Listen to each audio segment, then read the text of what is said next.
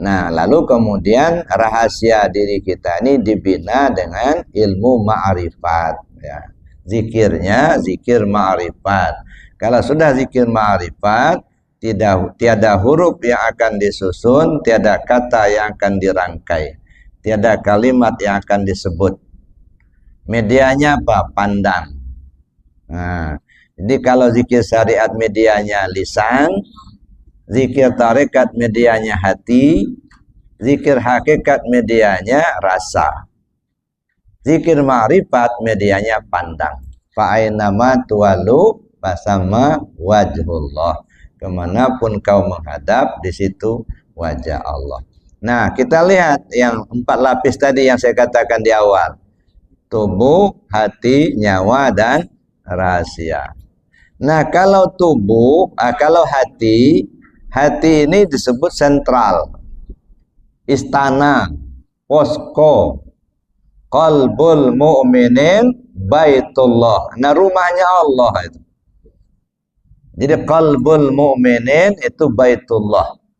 Jadi kalau kita mau minta kepada Allah, datang ke rumahnya, Pak. Jangan mekik-mekik pinggir jalan.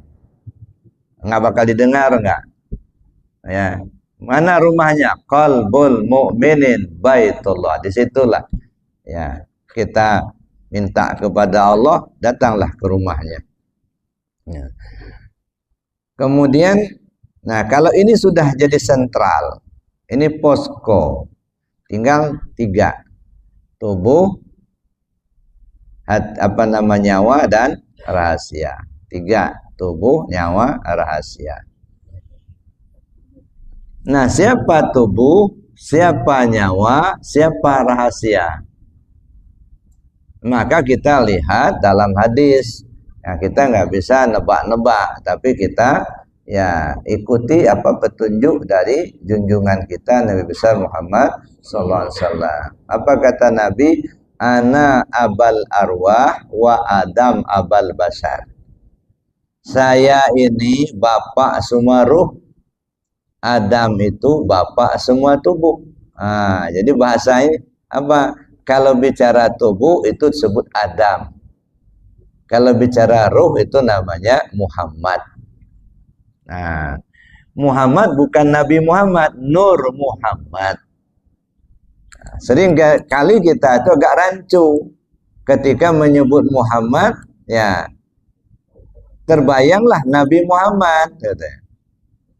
Jadi Muhammad yang ada pada ruh kita itu disebut Nur Muhammad.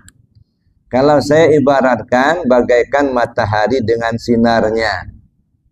Kalau Nabi Muhammad itu mataharinya. Kalau Nur Muhammad itu sinarnya. Bukan matahari yang meliputi alam, tetapi sinar matahari. Tapi sinar matahari itu tidak berpisah dari mataharinya. Bicara sinar matahari sama dengan bicarakan matahari. Nah, ini matahari sudah terbit nih. Apa kita ngelihat matahari? Enggak, yang kita lihat sinarnya. Ada. Nah, jadi Nur Muhammad ibarat sinar mataharinya. Itu yang Muhammad yang ada pada semuanya. Ana minallah wal alam minni, kata Nabi. Saya dari Allah, alam semua dari saya. Itu maka disebutlah Muhammad. Jadi Adam, Muhammad. Tinggal satu lagi rahasia yang ada pada diri kita itu siapa? Bukan rahasia yang masuk sini tidak boleh diomong-omongin, bukan. Ya, rahasia yang dimaksudkan di sini adalah sir. Siapa itu sir? Al-insan siri wa ana sirruhu, kata Allah dalam hadis qudsi. Manusia itu rahasiaku, aku itu ya rahasianya manusia itulah. Itu nur Allah. Nah, jadi artinya siapa rahasia? Ya Allah. Jadi Allah, Muhammad, Adam, rahasia, nyawa, tubuh. Allah satu, Muhammad punya rukun iman. Rukun iman itu ada 6. Adam punya rukun Islam. Rukun Islam itu 5. Maka 1, 6, 5. Maka kita zikirnya 1, 6, 5. Jangan kurang. Ada ya. Nah, 165 ya. Jadi kita dari tubuh ya masuk kepada ruh, dari ruh masuk ke dalamnya apa rahasia. Itulah yang disebut dengan menyembah, Pak. Yang disebut menyembah itu apa? Bukan tunggang tunggiknya itu. Yang menyembah itu mempersembahkan tubuh kasar kepada tubuh yang halus. Lalu mempersembahkan tubuh yang halus kepada rahasia. Nah, ini kajian tasawuf. Ya, jangan dipahami secara syariat, nggak nyambung. Ya. Jadi kalaupun misalnya di YouTube ada yang komen, oh ini begini, itu kena pandangannya pandangan syariat. Yang kita kaji ini dalam pandangan tasawuf, ya, pandangan hakikat. Nah, kalau yang di luar itu syariat, yang kalau hakikat di dalam, Pak. Nggak boleh dikeluarkan yang nama hakikat. Begitu yang hakikat sudah dikeluarkan jadi syariat. Kalau sudah jadi syariat berlaku hukum. Ya, contohnya saja, kalau kita sholat, ya kain kita kena kotoran, kena tinja, seujung kuku aja, batal apa enggak? Batal. Kenapa batal? Karena kena najis. Kenapa disebut najis? Karena sudah keluar dari sarangnya. Ya. Tapi kalau masih di dalam sarangnya, masih dalam perut, Pak, jangankan seujung kuku, 3 kilo bawa sholat, nggak apa-apa. Baju kita kena darah, ya, kena darah ada, batal. Kenapa? Najis. Tapi kalau masih dalam tubuh kita ini darah semua dalam tubuh, nggak apa-apa bawa sholat. Malah kalau nggak ada darah lagi malah disolatkan. Jadi artinya urusan hakikat, urusan ke dalam, Pak, menempa keyakinan. Ya. Jadi kalau sudah diucapkan dengan lisan, nah sudah syariat. Kalau sudah syariat berlaku hukum. Ya, syirik, kafir, munafik, gitu ya. Ya. Jadi Bapak Ibu, maka kita tempatkan sesuatu pada tempatnya. Nah, kadang-kadang kan nggak nyambung itu apa? Orang bicara tentang hakikat dipahami secara syariat. Nah, nggak nyambung jadinya. Orang bicara yang kita kaji, kajian hakikat, yang dipahami dengan cara syariat. Nah, maka saya bilang, kalau kita bicara tentang syariat, ya berpikirlah secara syariat. Tapi ketika kita mengkaji tentang hakikat, berpikirlah secara hakikat. Nah, kalau istilah saya, kalau berada di lapangan bola kaki, ya main bola kaki, jangan main pingpong bola di situ. Kebesaran lapangnya, atau main voli di situ. Ya, nah, tapi ketika kita berada di lapangan voli, ya main voli, jangan main bola kaki di lapangan voli. Nah, kekecilan lapangannya. Nah, jadi oleh karena itu kita tempatkan sesuatu pada tempatnya. Maka sering saya katakan, belajar tasawuf bukan meninggalkan syariat. Tapi belajar tasawuf itu menyempurnakan syariat. Gitu. Kalau syariat ibarat kulitnya sudah bagus, nah sekarang benahi isinya. Gitu. Jangan sampai kita bangga dengan kulit yang bagus, tapi nggak ada isi, Pak. Nah, kayak kita beli doren begitu. Kulitnya bagus. Ya, kayak ada kan di Bambu Kuning itu atau di manalah jualannya. Ya, buah doren itu bagus, Pak. Tampuknya bagus, duri-durinya enggak ada yang lecet-lecet. Harganya murah. 15.000, 20.000 gitu.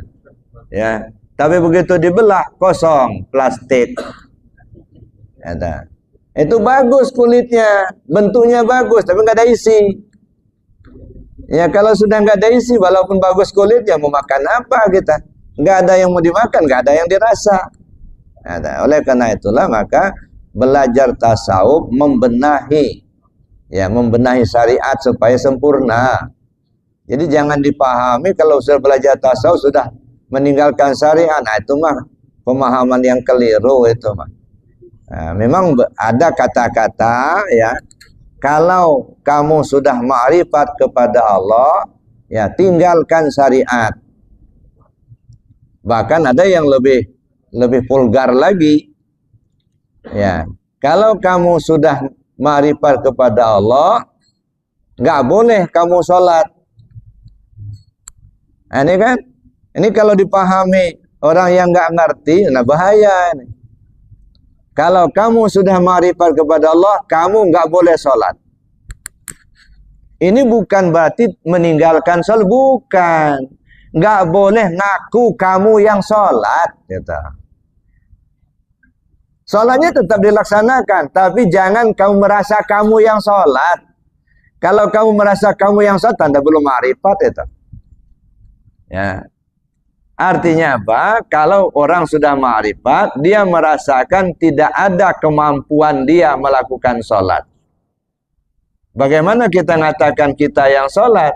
Kita berdiri pakai kodrat Allah, ada kemauan kita sholat iradatnya Allah, kita melihat dengan basornya Allah, kita mendengar pun dengan samanya Allah. Mana yang punya kamu? Yang kata kamu yang sholat, pakai apa kamu sholat? Kau berdiri itu kodrat aku.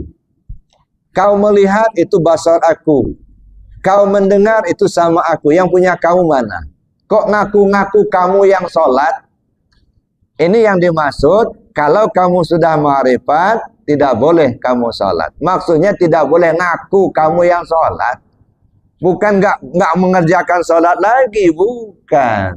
Nah ini yang kadang-kadang, ya yang saya katakan tadi, gelanggang hakikat dipahami secara syariat. Nah, ada dulu, saya nggak setuju kalau la maujud illallah. Nah, sehingga ada jamaah yang nanya ke saya, Buya apa? Bagaimana pendapat Buya katanya? Ada yang Ustadz mengatakan dia nggak setuju kalau ada la maujud illallah. Kenapa? Maujud itu kan yang dijadikan. Jadi kalau dikatakan la maujud illallah, tidak ada yang dijadikan kecuali Allah, berarti Allah itu dijadikan. Nah, dia nggak mau, salah. Saya bilang nggak begitu. Dalam bahasa beda dengan paham hakikat. Ada. Memang dalam bahasa maujudun isim maf'ul, dia dijadikan. Kalau diterjemahkan la maujud, tidak ada yang dijadikan kecuali Allah. Tapi bukan itu maksudnya. Yang maujud ini artinya makhluk. Ini yang maujud, yang dijadikan kan makhluk. Ya dah. Nanti kalau dikatakan la maujud illallah, artinya apa? Yang maujud ini, yang makhluk ini hakikatnya enggak ada, yang ada hanya Allah. Jadi bukan Allah dijadikan, bukan. La maujud illallah, yang maujud ini, yang makhluk ini hakikatnya enggak ada, yang ada Allah. Nah, diri kita maujud, dijadikan. Diri kita ini enggak ada pada hakikatnya, yang ada Allah. Itu maka disebut la maujud illallah gitu. Makanya beda. Jangan dipahami dengan bahasa telanjang. Ini bahasa hakikat mesti dipahami secara hakikat. Nah, ini di sini seringkali trouble, Pak, ya. Nggak nyambung. Kenapa? Kita bicara hakikat, tapi dipahami secara syariat gitu. Nah, mudah-mudahan kita diberi petunjuk oleh Allah Subhanahu wa taala. Amin, Allahumma amin. Bapak Ibu yang saya hormati, karena waktu sudah agak siang, saya cukupkan demikian. Namun kalau ada yang mau kita diskusikan silakan nanti kalau masih ada waktu. Sementara saya akhiri dulu. Assalamualaikum warahmatullahi wabarakatuh.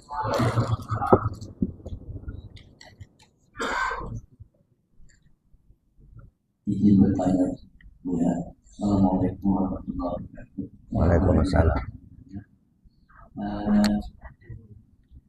Sering kita dengar di dalam kasus itu kan ada yang disebut imam kita. Apa? Jadi di dalam menyebutkan la ilaha illallah itu sering didengar la ilaha illallah, la ilaha illallah itu gimana? Ya, sering kan la ilaha ini kalau yang kita pelajari la ilaha illallah, tapi sering didengar hula dan hula diwasal itu gimana? Terima kasih. Assalamualaikum warahmatullahi wabarakatuh. Waalaikumsalam warahmatullahi wabarakatuh. Itu kan barisnya, Pak. La ilaha illallah. Maka kalau dia diwasalkan la ilaha illallah, la ilaha illallah, itu diwasalkan. Nah, itu. Jadi dia menyebutkan barisnya. La ilaha illallahu. Tapi kalau diwakafkan illallah saja. Kalau dibariskan pakai hu. La ilaha illallah, la ilaha illallah. Itu satu pemahaman. Jadi artinya dia mengucapkan barisnya nggak masalah itu. Nah, tapi kan ya itu biasanya dibawakan dalam zikir ratib saman. Ya. La ilaha illallah, la ilaha illallah, Allah la ilaha illallah, la ilaha illallah. Itu biasanya dalam ratib saman, nggak masalah. Nah, tapi itu artinya bukan zikir qadiriyah. Nah, zikir qadiriyah itu tadi la ilaha illallah. Itu satu. Nah, kalau dipahami secara hakikat, hu-nya itu kemana arahnya? Mungkin hu dhamir yang dizahirkan. Nah, jadi la ilaha illallah, hu la ilaha illallah. Dia Allah itu memang nggak ada Tuhan selain Dia itu, gitu. Nah, jadi nggak masalah. Nah, nanti makanya zikir khafi yang diajarkan pengasabah agak beda dengan zikir khafi yang di dalam yang lain. Kalau yang lain kan gini, ya Allah Allah Allah Allah Allah, kan gitu. Kalau di kita kan Allahu Allah Allahu Allah, ada hu-nya. Itu sudah meliputi hakikatnya, hu-nya itu tadi. Nah, tapi lama-lama ya tinggal satu aja, hanya nama itu disebut, ingat sama yang punya nama itu aja. Nah, makasih. Masih ada yang lain, silakan.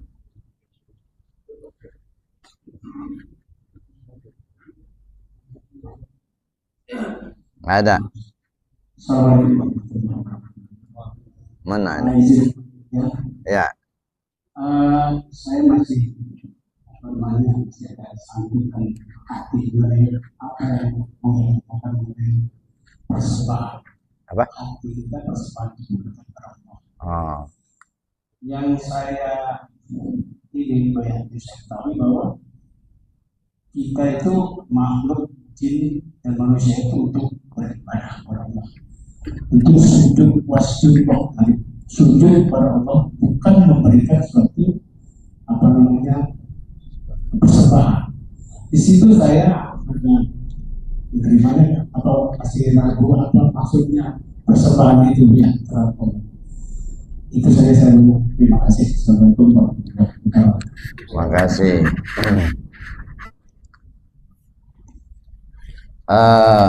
Sembah itu kan wa ma khalaqtul jinna wal insan illa liya'buduni. Nah, bagi orang syariat itu disebut dengan menyembah Allah. Saya tidak ciptakan jin dan manusia melainkan supaya mereka menyembahku, kata Allah. Nah, itu pemahaman di tingkat syariat, menyembah Allah. Tapi pemahaman di tingkat hakikat, liya'buduni ay liya'arifuni. Tidaklah kujadikan jin dan manusia melainkan supaya mereka mengenal aku. Jadi liya'buduni tidak diterjemahkan untuk menyembah, tetapi untuk mengenal Allah. Nah, makanya awaludin ma'rifatullah. Lalu kemudian menyembah. Apa itu sembah? Ya, memang kata Bapak kan kurang sepaham dengan menyembah tapi sujud. Nah, sujud itu apa? Merendahkan kepala kita sejajar dengan kaki. Ya sama saja. Ya, artinya kita ya menyembah Allah. Menyembah itu apa yang kita persembahkan. Dari mana munculnya sembahan? Apa isi sesembahan? Ya. Apa yang kita persembahkan? Beda dengan menyembah di pengertian agama lain, Pak. Kalau menyembah yang dimaksudkan di sini muncul sesembahan dari mana? Dari hati kita. Ya, munculnya dari hati sanubari kita. Apa yang kita persembahkan itu yang saya katakan tadi. Tubuh yang zahir dipersembahkan sama tubuh yang halus persembahkan kepada rahasia. Kalau sudah dipersembahkan, artinya sudah nggak ada. Kita lagi nggak punya lagi tubuh yang kasar, nggak punya tubuh yang halus, yang ada rahasia. Nah, ini yang disebut dengan la maujud illallah tadi. Tidak ada yang wujud kecuali Allah. Artinya hakikatnya diri kita nggak ada, yang ada hanya Allah begitu. Lalu apa isi sesembahan itu? Isi sesembahan itu 4. Islam, iman, tauhid, ma'rifat. Itu isi sesembahan. Islam itu apa? Islam itu kepatuhan. Tunduk taat kepada aturan Allah. Yang perintah laksanakan, yang larangan tinggalkan. Nah, ini kalau kita ikuti, ya itu ketundukan, kepatuhan kepada aturan Allah. Itu isinya. Nah, kalau nggak kita ikuti itu, nggak berisi sesembahan. Tunggang-tunggilah kita sholat. Ya, tapi begitu pulang, kita sendal orang diambil juga. Begitu kita balik ke kantor, korupsi lagi. Nggak berisi sesembahan itu, Pak. Jadi maksud sesembahan itu mempersembahkan yang ada pada kita, dipersembahkan kepada Allah begitu. Diberikan, diserahkan, ya. Wa anfiqu mimma razaqnakum min qabli an ya'ti ahadakumul maut. Serahkan apa yang sudah Allah berikan padamu sebelum ajalmu datang. Diserahkan lagi, itu yang dipersembahkan. Ya, bukan pakai sesajen, Pak. Nah, lalu kemudian iman itu isi sembahan. Iman itu apa? Keikhlasan kita menerima segala ketetapan Allah. Ya, nggak ada penolakan. Jadi keikhlasan kita, ya kepasrahan kita untuk menerima segala ketetapan. Apa yang kita senangi atau yang tidak kita senangi, nyerah aja sama Allah. Ya dah, diberi Allah duit yang banyak, ya senang, syukurin. Hilang barang, ya sabar. Kenapa? Dia tidak melihat materinya, materi yang didapat atau materi yang hilang. Bukan itu yang dilihat. Yang dilihatnya adalah Allah memberikan, menetapkan sesuatu pada kita. Nah, jadi yang dilihatnya Allah hanya itu. Maka tenang dia. Hilang barang, tenang. Ya dah. Mendapatkan sesuatu tidak sombong. Kenapa? Bukan barangnya yang dilihat, Pak. Yang dilihat itu adalah ketetapan Allah yang diberikan kepada kita. Ketetapan Allah diberikan pada kita berupa katakanlah rezeki atau sehat, ya. Ketetapan Allah yang diberi pada kita berupa sakit atau barang hilang. Misalnya usaha bangkrut, misal begitu. Itu bukan materinya yang dilihat, tapi ketetapan Allah itu. Jadi yang namanya iman, ya artinya kita menerima segala ketetapan itu. Nah, kalau itu sudah terpatri di hati kita, itu sudah berisi sesembahannya itu. Tapi kalau masih menggerutu aja, Tuhan yang nggak adil nih. Ya, tetangga sebelah nggak pernah sholat, duitnya banyak. Kita udah tunggang-tunggi, udah zikir. Ya, beginilah nggak nambah-nambah duitnya, malah bangkrut. Nah, nggak itu. Ya, kenapa? Karena yang dilihat itu materinya. Orang-orang yang memang ada isi sesembahannya itu dia nggak ngelihat itu, Pak. Dia nggak ngelihat materi. Yang dilihat itu ketetapan Allahnya yang dilihatnya. Ya, makanya dulu saya bilang itu orang ada satu kerajaan, katakanlah satu pimpinan memberikan hadiah kepada pegawai teladan. Ya. Jadi memberikan hadiah, dipilihlah 3 orang pegawai teladan. Dikasihlah hadiahnya, masing-masing dapat 1 ekor kuda. Zaman dulu kuda apa? Zaman sekarang mungkin apalah? Ya, Pajero lah. Zaman dulu kan sudah bagus benar kalau sudah dapat kuda ini. Ya, bukan main senangnya. Ya, sekarang kalau kan Pajero lah atau Fortuner lah gitu ya. Nah, dikasih masing-masing dapat kuda. Yang satu senang benar dia dapat kuda itu. Kenapa? Karena memang sudah diidam-idamkan sudah lama, Pak. Kapan saya dapat Pajero? Kapan saya dapat kuda? Nah, bagi orang seperti ini, dia nggak ngeliat dari mana asalnya, nggak penting bagi dia. Yang penting dapat. Nah, yang dilihatnya kudanya itu loh. Nah, orang seperti ini nggak bisa bersyukur, Pak. Jarang mau berterima kasih, enggak. Ya, karena yang dilihatnya barangnya. Dia nggak ngeliat siapa yang ngasih. Apakah dikasih orang, apakah dikasih atasan, apa dapat dibeli, nggak peduli. Yang penting dapat, gitu. Itu yang, nah orang macam begini jarang akan bisa bersyukur. Satu. Yang kedua, senang betul dapat kuda itu karena dalam pikirannya dengan adanya kuda ini usaha lancar. Nah, bisa kalau biasanya misalnya ngampas begitu pakai motor sedikit tapi sudah pakai Fortuner, nah banyak lagi. Atau pakai truk itu sudah banyak lagi. Nah, yang bisa dibawa. Nah, yang dilihat itu manfaat daripada hadiah itu. Ini juga susah akan bersyukur. Karena yang dilihatnya manfaat daripada rahmat itu. Banyak duit bisa bikin rumah, banyak duit bisa jalan ke luar negeri bebas, banyak duit bisa bikin mobil ganti-ganti, misalnya begitu. Nah, yang dilihatnya manfaatnya. Dia nggak ngelihat siapa yang ngasih. Nah, yang ketiga, senang betul dia dapat hadiah itu. Bukan karena kudanya, makanya dia senang.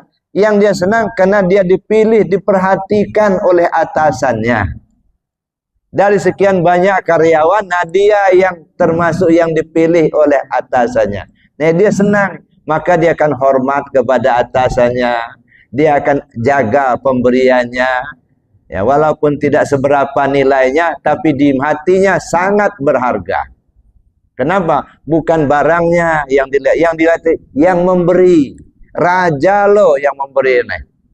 Nah, ini yang orang yang bisa bersyukur, Pak. Nah, jadi oleh karena itu, orang yang berisi sesembahan itu, ya menerima segala apa ketetapan. Kemudian tauhid, ya, dan ma'rifat, itu sembah. Jadi gitu, Pak. Jadi sembahan itu bukan kemenyan atau ada apa namanya ayam panggang, nah, bukan begitu. Sesembahan yang dimasukkan itu mempersembahkan apa yang ada pada hamba untuk dipersembahkan kepada Allah semata, dikembalikan, diserahkan lagi, gitu. Itu namanya dipersembahkan. Itu cuma hanya bahasa saja untuk kita pahami. Saya kira demikian Bapak Ibu, karena waktu yang sudah terbatas, sudah agak siang. Masih ada? Nah, satu aja lagi.